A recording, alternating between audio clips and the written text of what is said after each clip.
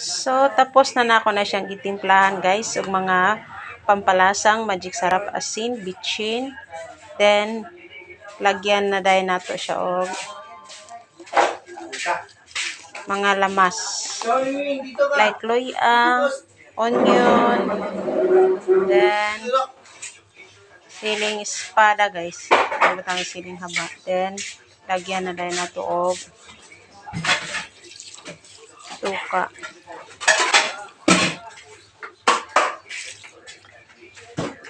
Then, i-mix na lang dahil nato siya, guys.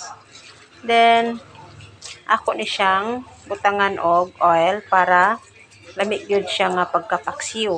Lamig mo siyang nai-oil, guys. Kaya mutuhop ang lasa. So, lamig siya kayo. Then, butangan na rin siya oil. So, lagyan natin ng kunting oil, guys. Yan lang, guys. So, ato na din siyang isalang, no? Para maluto na din siya, guys.